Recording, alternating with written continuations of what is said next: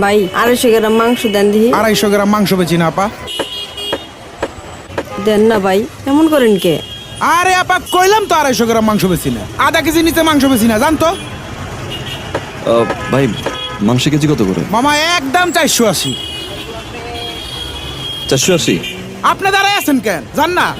আচ্ছা আমার একটা কাজ করবেন। ভাই এনার একটু কর না, আমার 250 গ্রাম মাংস দিতে।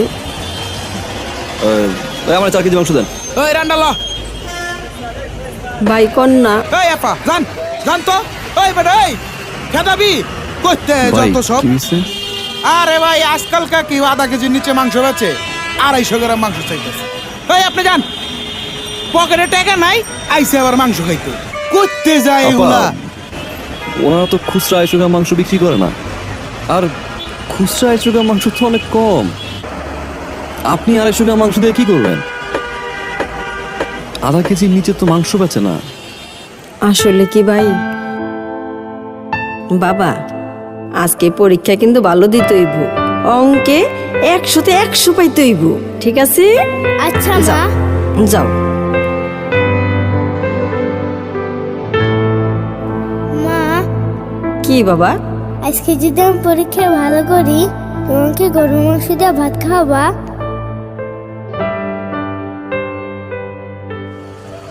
পোলাটার ছোটবেলাতে বাপ নাই,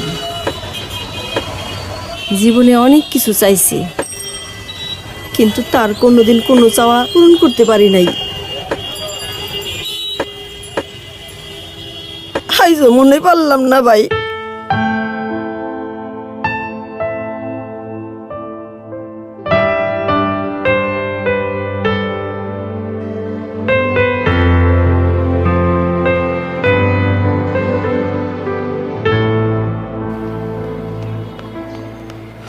আপা,